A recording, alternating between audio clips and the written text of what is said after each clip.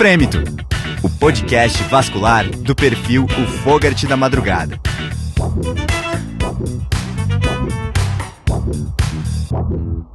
Esse é o Frêmito, podcast vascular, direto do 44º Congresso Brasileiro de Angiologia e Cirurgia Vascular. E a gente está recebendo o Dr. André Brito, da Regional Bahia, que vai bater um papo com a gente sobre próteses modificadas em bancada. André, obrigado aí pelo tempo, vamos conversar um pouco sobre esse tema, que é para poucos cirurgiões, né? Não é todo mundo que sabe fazer isso. Obrigado, Arthur, obrigado, Luiz. Para mim é uma honra imensa estar aqui. Vocês hoje já têm um papel super importante dentro da sociedade e dentro da cirurgia vascular brasileira. Assim, esse papel de comunicação, ele é tão ou mais importante do que simplesmente operar. Então, para mim, é uma honra imensa. A gente tem muito que aprender hoje aí. Vamos lá. Então, primeiro assim, onde que cabe na nossa prática clínica? Quais são as indicações, então, para a gente fazer essas próteses modificadas aí em mesa? As próteses modificadas, elas são feitas há muito tempo, assim, nos Estados Unidos, na Europa. Para falar a verdade, tudo que começou na endovascular, ele foi um pouco da modificação de um dispositivo anterior. Então, se a gente vê o que o Parodi fez, na verdade, foi a sutura de uma prótese revestida de dacro num estente palmais, ele conseguia embaiar aquilo e fazer. Muito parecido com o que o Voloso estava fazendo num período semelhante lá na Ucrânia. Então, de lá para cá, as coisas foram evoluindo. Se a gente vê as primeiras fenestradas, a primeira dela também foi uma modificação feita em bancada para uma renal e foi descrito lá na Austrália. Então, eu acho que cada passo, e a indústria ficou de olho nisso, pessoas modificando, ficando atento e trouxe isso para a indústria. A pessoa que talvez mais represente isso, seja mais importante hoje no mundo, é um brasileiro, Gustavo Derich. Ele mostra um pouco dos trabalhos dele entre 2007 e 2013, de como ele evoluiu, ele trabalhou muito com isso, depois muito do que ele criou ali foi adotado pela própria indústria. Os casos que eram utilizados nessa técnica, eles eram chamados de casos de urgência ou casos, na tradução, de compaixão. Casos que de outra forma não seriam operados, aneurismas muito grandes em pacientes sem condição nenhuma para cirurgia aberta, casos de urgência também que não tolerariam cirurgia aberta. Então esses são os principais casos que foram direcionados para as modificações das próteses bancárias. Começou, né? E hoje está caminhando já para uma outra forma, né? Você fala um pouco sobre isso também. Exato. Talvez a gente esteja caminhando no Brasil a ter acesso a alguns dispositivos, não tanto, os dispositivos complexos eles ainda são muito restritos se a gente olhar isso. A gente vê eles nos congressos, nos livros, mas eles são o topo de uma pirâmide. Os dispositivos eles não são disponíveis de forma geral no SUS, em convênios com mais restrições.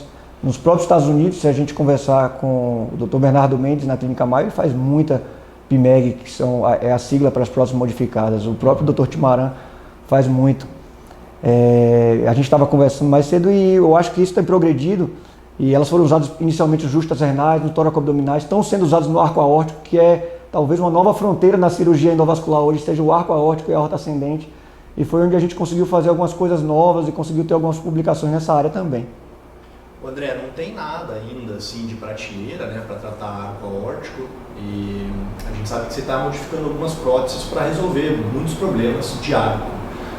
Me fala como é que você tem feito isso, qual é a tua prótese torácica de preferência para fazer a modificação e como é que é o teu dia a dia lá na Bahia para resolver isso? O dia a dia na Bahia talvez é muito parecido. Eu fiz minha formação em São Paulo, tenho muitos amigos em São Paulo ainda.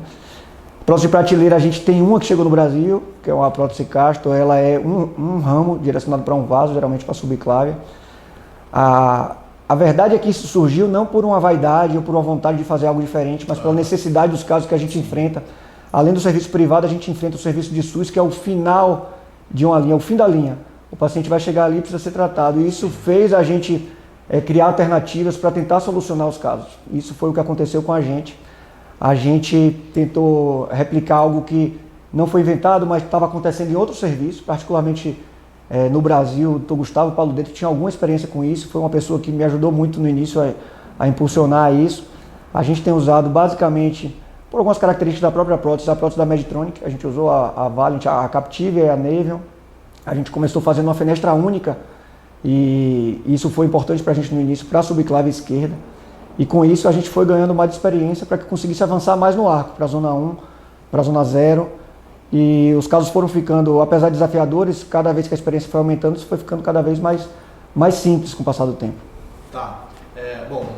modificar a prótese na mesa, eu tive a oportunidade de ficar lá com o Dr. Carlos Timarão um tempo e eu vi, cara, é artesanal o negócio, sabe? O cara não depende apenas da tecnologia, mas sim da habilidade e dedicação do profissional. O Carlos, ele tem uma horta 3D impressa pelos fellows, que ajuda muito, estéreo. Então na mesa ele põe em cima e ele sabe, óbvio, já está tudo planejado na cabeça dele, mas ele sabe onde furar.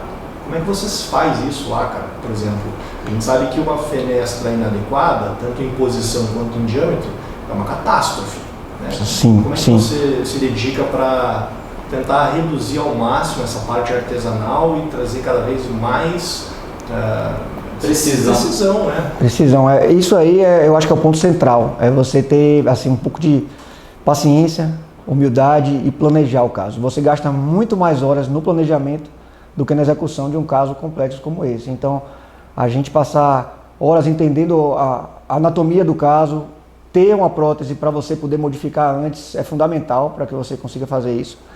Eu já fiz menção aqui, quero fazer mais uma vez, porque eu não tinha oportunidade de conhecer pessoalmente o Gustavo Derich, mas o mundo que faz hoje deve muito a ele pela generosidade dele em ensinar, em escrever, em divulgar, em receber pessoas lá para ensinar a técnica. Então, muita coisa foi ele que mostrou como fazer, como não fazer.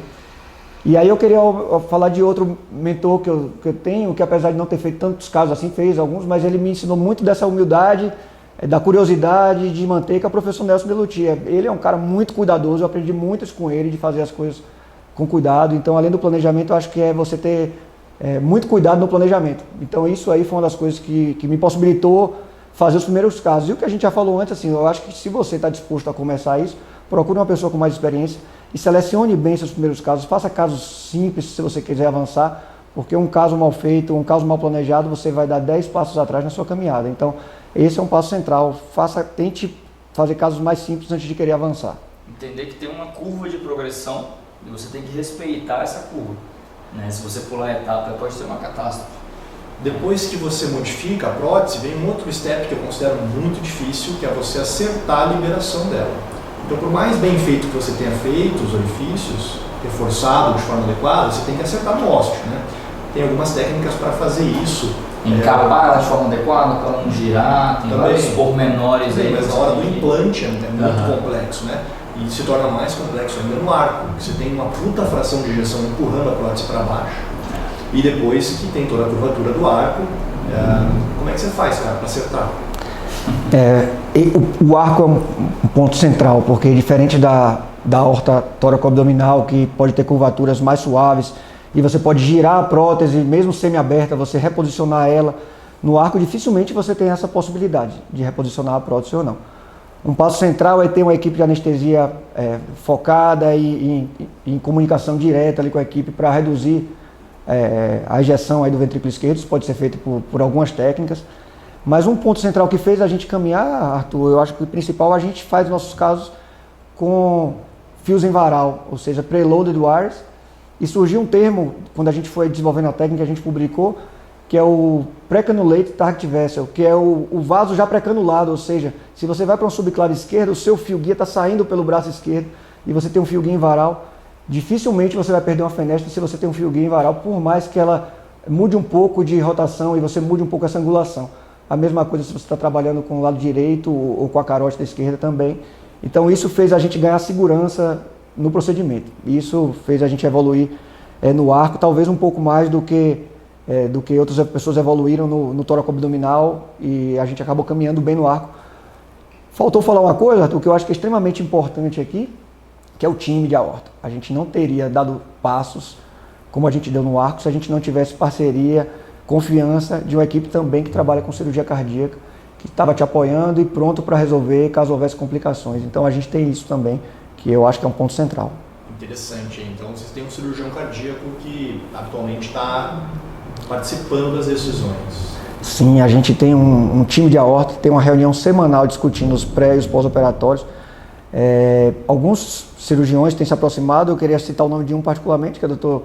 Jackson Brandão. Ele é um visionário, um apoiador irrestrito assim, dos nossos avanços, e eu acho que essa é uma visão do futuro, trabalhar em conjunto. Eu acho que todos evoluem com isso, e eu acho que esse é o caminho. Então a gente tem um time de aorta, a gente avança junto, tem uma equipe focada em tentar dar uma melhor solução que seja para o paciente. cara, é incrível o que você está fazendo. Porque o que eu vi em Dallas já era incrível.